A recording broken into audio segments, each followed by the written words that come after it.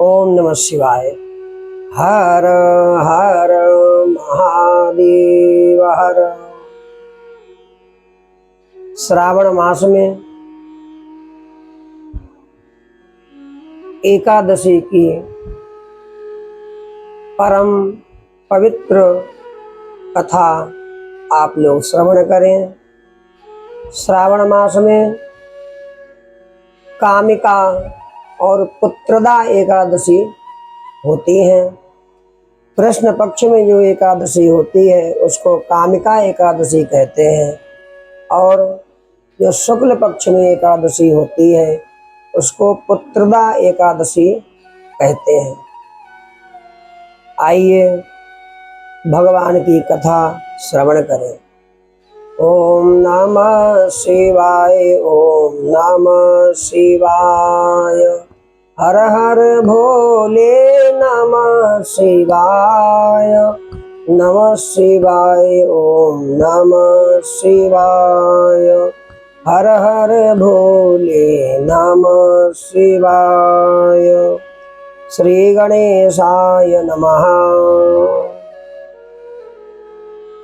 युधिष्ठिर जी ने पूछा, गोविंद वासुदेव आपको नमस्कार है। श्रावण के कृष्ण पक्ष में कौन सी एकादशी होती है? भगवान श्री कृष्ण बोले, राजन सावधान होकर श्रवण करो। मैं तुम्हें एक पाप नाशक उपाख्यान सुनाता हूँ, जिसे पूर्व काल में ब्रह्मा जी ने नारद जी के पूछने पर कहा था।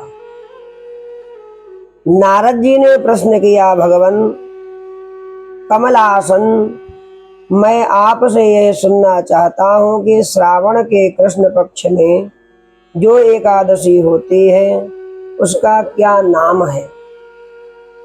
उसके कौन से देवता हैं? कौन सा पुण्य प्राप्त होता है? हे प्रभु बताने की कृपा करें। ब्रह्मोवाच, ब्रह्मा जी ने कहा, नारद सुनो, मैं संपूर्ण लोकों के हित की इच्छा से तुम्हारे प्रश्न का उत्तर दे रहा हूँ।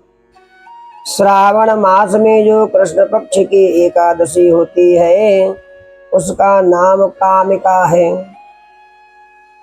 उसके स्मरण मात्र से वाजपेय यज्ञ का फल प्राप्त होता है। उस दिन श्रीधर, हरि, विष्णु, माधव और मधुसूदन आदि नामों से भगवान का पूजन करना चाहिए। भगवान श्री कृष्ण के पूजन से जो फल मिलता है वह गंगा, काशी, नैमिषारण्य तथा पुष्कर क्षेत्र में भी सुलभ नहीं है। सिंह राशि के बृहस्पति होने पर व्यतिपात दंड योग में गोदावरी स्नान से जिस फल की प्राप्ति होती है वही फल भगवान श्री कृष्ण के पूजन से भी मिलता है। जो समुद्र और वन सहित समूची पृथ्वी का दान करता है तथा जो कामिका एकादशी का व्रत करता है वे दोनों समान फल के भागी माने गए हैं। जो ब्याई हुई गाय को अन्याय सामग्रियों सहित दान करता है उस मनुष्य को जिस फल की प्राप्ति होती है वही कामिका का व्रत करने वाले को मिलता है, अर्थात गौदान के समान फल प्राप्त होता है। जो नर श्रेष्ठ श्रावण मास में भगवान श्रीधर का पूजन करता है उसके द्वारा गंधर्वों, नागों सहित संपूर्ण देवताओं की पूजा हो जाती है।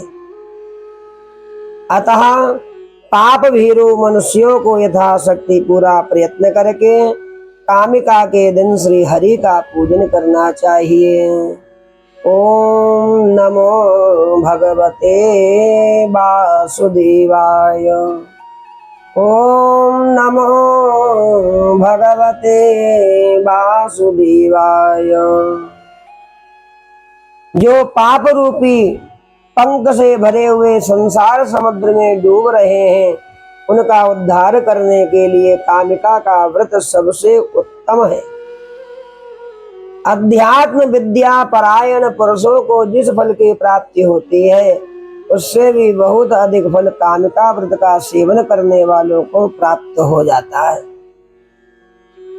कामिका का व्रत करने वाला मनुष्य रात्रि में जागरण करके ना तो कभी भयंकर यमराज का दर्शन करता है और ना कभी दुर्गति को प्राप्त होता है। लाल मणि मोती वैदूर्य मूंगे आदि से पूजित होकर भी भगवान विष्णु वैसे संतुष्ट नहीं होते जैसे तुलसी दल से पूजित होने पर होते हैं।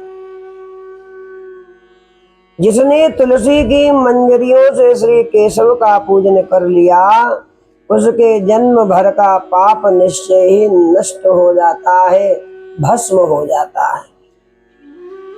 जो दर्शन करने पर सारे पाप समुदाय का नाश कर देते हैं, स्पर्श करने पर शरीर को पवित्र बनाती है, प्रणाम करने पर रोगों का निवारण करती है, जल से सींचने पर यमराज को भी भय पहुंचाती है, आरोपित करने पर भगवान श्री कृष्ण के समीप ले जाती है और भगवान के चरणों में चढ़ाने पर मोक्ष रूपी फल प्रदान करती है, उस तुलसी देवी को बारंबार नमस्कार है।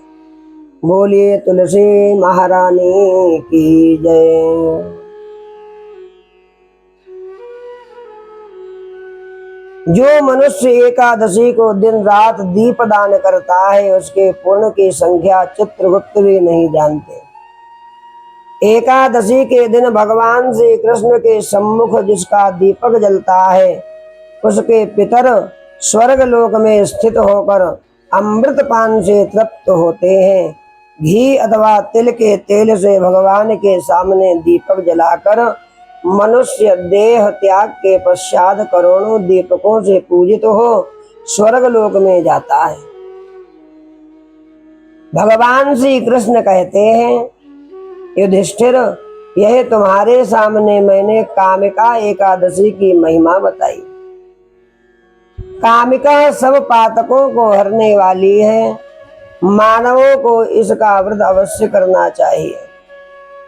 सभी मनुष्यों को प्रयत्न पूर्वक कामिका एकादशी का व्रत अवश्य करना चाहिए। श्री कृष्ण गोविंद हरे मुरारे, हे नाथ नारायण वासुदेव। कामिका सब पातकों को हरने वाली है। जो मनुष्य श्रद्धा के साथ इसका महात्म्य श्रवण करता है, भगवान की मंगलमयी कथा का श्रवण करता है, वह सब पापों से मुक्त हो वैकुंठ को प्राप्त हो जाता है। बोलिए वैकुंठ बिहारी भगवान की जय। युधिष्ठिर जी ने पूछा, मधुसूदन, श्रावण के शुक्ल पक्ष में किस नाम की एकादशी होती है? भगवान कहते हैं, राजन, प्राचीन काल की बात है। द्वापर युग के प्रारंभ का समय था।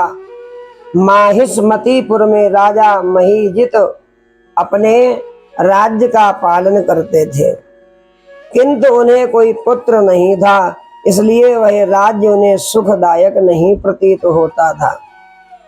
अपनी अवस्था अधिक देख राजा को बड़ी चिंता हुई। उन्होंने प्रजा वर्ग में बैठकर इस प्रकार कहा, प्रजाजनों, इस जन्म में मुझसे कोई पातक नहीं हुआ।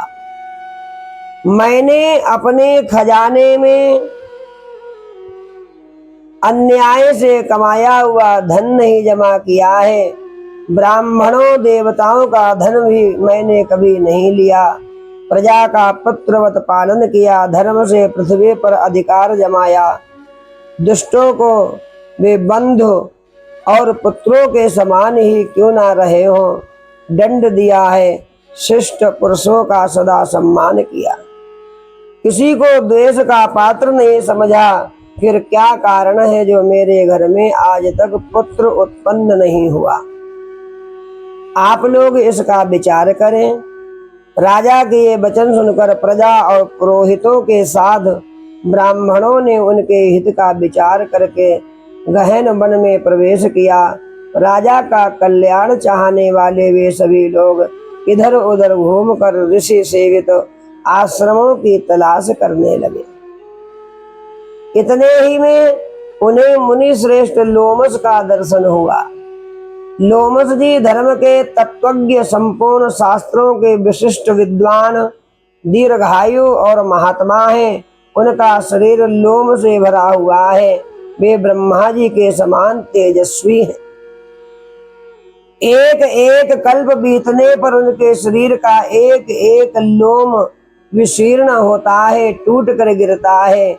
इसीलिए उनका नाम लोमस हुआ है। वे महामुनि तीनों कालों की बातें जानते हैं। उन्हें देखकर सब लोगों को बड़ा हर्ष हुआ। उन्हें निकट आया देख लोमस जी ने पूछा, तुम सब लोग किस लिए यहाँ आए हो? अपने आगमन का कारण बताओ। तुम लोगों के लिए जो हितकर कार्य होगा उसे मैं अवश्य करूँगा। प्रजाओं ने कहा, ब्राह्मण, इस समय महीजित नाम वाले जो राजा हैं उन्हें कोई पुत्र नहीं है। हम लोग उन्हीं की प्रजा हैं जिनका उन्होंने पुत्र की भांति पालन किया है। उन्हें पुत्रहीन देख उनके दुख से दुखित हो हम तपस्या करने का दृढ़ निश्चय करके यहाँ आए हैं। हे महाराज, राजा के भाग्य से इस समय हमें आपका दर्शन मिल गया है।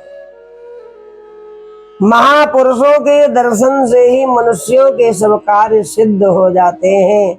मुने, अब हमें उस उपाय का उपदेश कीजिए जिससे राजा को पुत्र की प्राप्ति हो जाए। उनकी बात सुनकर महर्षि लोमस 2 घड़ी तक ध्यान मग्न हो गए। तदुपरांत राजा के प्राचीन जन्म का वृतांत जानकर उन्होंने कहा, हे प्रजावृंद सुनो, राजा महीजित पूर्व जन्म में मनुष्यों को चूसने वाला धनहीन वैश्य बनिया था। वह वैश्य गांव-गांव घूमकर व्यापार किया करता था।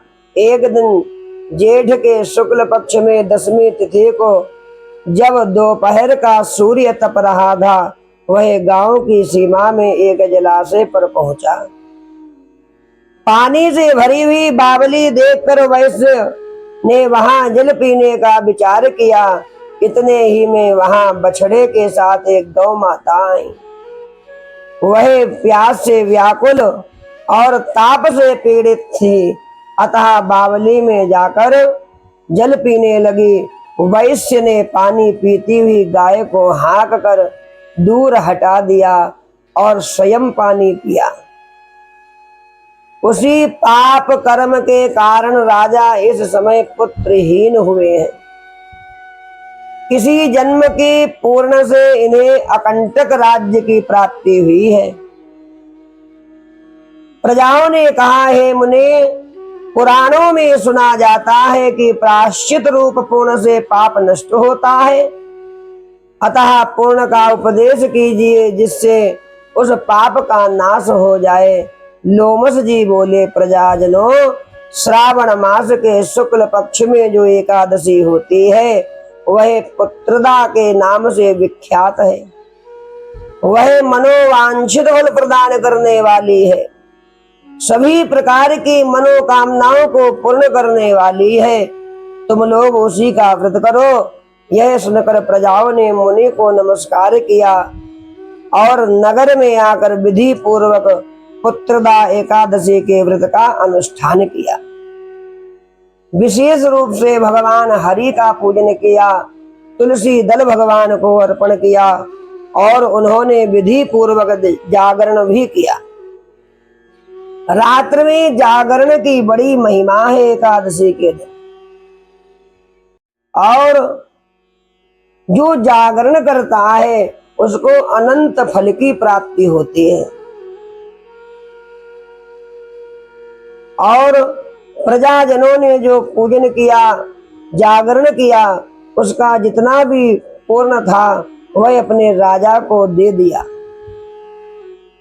भगवान की कृपा और करुणा से कुछ ही दिन बीते, रानी ने गर्भ धारण किया और प्रसव का समय आने पर बलवान पुत्र को जन्म दिया। राजा के महल में भगवान के नाम की जय जयकार होने लगी, जय जयकार होने लगी, ढोल नगाड़े बजने लगे। राजा बड़ा प्रसन्न हुआ, रानी भी बड़ी प्रसन्न हुई, प्रजा में हर्ष उल्लास होने लगा। भगवान की कृपा करुणा से सभी मनोरथ राजा के सिद्ध हो गए। इसका महात्म्य सुनकर मनुष्य पाप से मुक्त हो जाता है। इस कथा को जो श्रद्धा विश्वास पूर्वक सुनता है उसके पाप नष्ट हो जाते हैं तथा यह लोक में सुख पाकर परलोक में स्वर्गीय गति को प्राप्त होता है। भगवान की मंगलमयी कथा एकादशी की सभी प्राणियों को अवश्य सुनना चाहिए। एकादशी का व्रत अवश्य करना चाहिए और विशेष रूप से ठाकुर का पूजन करना चाहिए। तुलसी जी से रात्र में जागरण करना चाहिए। श्री कृष्ण गोविंद हरे मुरारे, हे नाथ नारायण वासुदेव। श्री कृष्ण गोविंद हरे मुरारे, हे नाथ नारायण वासुदेव। नमो भगवते वासुदेवाय। ओम नमो भगवते वासुदेवाय। बोलिए कृष्णचंद्र भगवान की जय। हर हर महादेव हर।